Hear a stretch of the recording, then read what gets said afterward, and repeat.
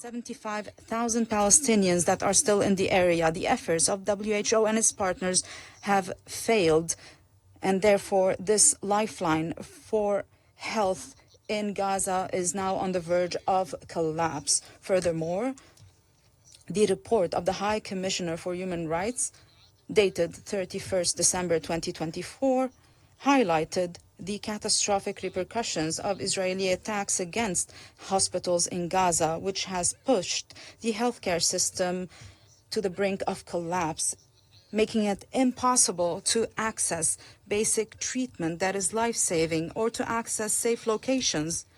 The destruction of the healthcare system in Gaza, in addition to the restrictions imposed by Israel on the entry and distribution of medical supplies, has led to the deterioration of the health situation, has created a medical catastrophe.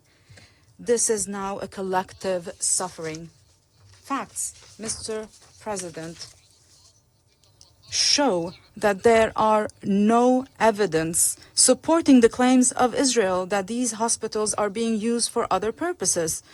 Therefore, we reaffirm the obligations of Israel as the occupying power to provide medical and health services as well as medical supplies and food to the citizens of Gaza and to approve relief plans. We also highlight the shortcomings of the Israeli justice system. When it comes to the behavior of Israeli forces, it is important to carry out independent, transparent investigations and to hold accountable those who violated international humanitarian law and international human rights law. Israel continues to perpetrate one crime after the other. They're boasting about these crimes and justifying them because there has been no deterrent punishment. There has been no determination from the international community to implement UN resolutions, to put an end to the violations of international humanitarian law and the laws of the war. Israel is facing the following question: why not perpetrate another crime? Why not? The answer is known to Israel. It has therefore completed its plan to turn the Gaza Strip into an uninhabitable area, to empty it from the basic components of human life through a repeated and varied series of crimes, the latest of which is unfolding before our eyes, which is the destruction of the medical system in the Gaza Strip, with one main objective: to implement the systematic policy of forceful displacement by Israel to kill and liquidate the Palestinian cause. Mr. President, the Arab Group values the efforts of the Qatari-Egyptian mediation in partnership with the U.S. mediator to reach a ceasefire. We reaffirm the following steps as the only solution to the crisis. First, the Security Council must adopt a resolution under Chapter 7 for an immediate, unconditional ceasefire in the Gaza Strip, the delivery of assistance to put an end to the forceful displacement policy that aims to liquidate the Palestinian cause.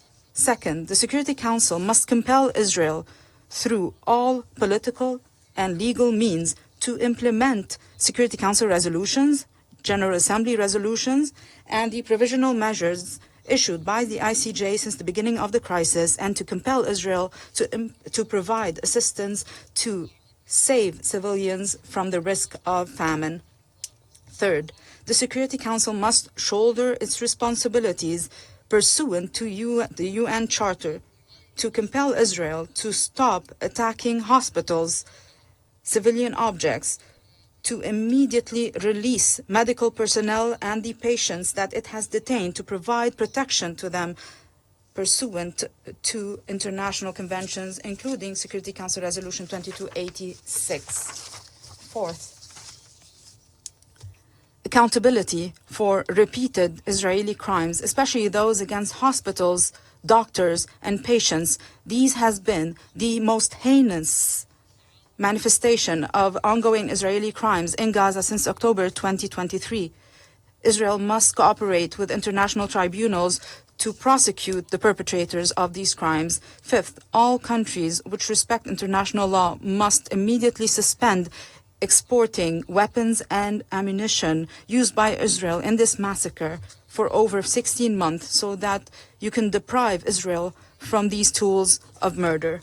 Mr. President, members of the Security Council, once again, the Arab group is wondering about the reason that prevents you from putting an end to this war against civilians. Why is the international community unable to put an end to the daily killing of Palestinians? We all wonder, how long will we continue to watch these horrendous scenes in Gaza? How long will you continue to deal with Arabs, the Palestinian people, and the citizens of Gaza as if they were not equal to other people around the world? Would you have allowed this massacre to continue for this time if it was perpetrated against another people in the developed world? Will you allow the bombing of hospitals and the killing of tens of thousands of children? Would you have allowed these scenes of famine, the cries of patients? Would you have tolerated these severe violations of international law? Mr. President, Israel must know fully well that all these crimes perpetrated against the Palestinian people will not push Palestinians to leave their homeland. It will not push Arabs or other peace-loving countries to abandon the Palestinians and the Palestinian cause, which is our cause. The Arab group reaffirms that history bears witness that right and justice will prevail. Despite all the Israeli aggression, attacks, and violations, the Palestinian people will ultimately establish their independent state with East Jerusalem as its capital. Thank you, Mr. President.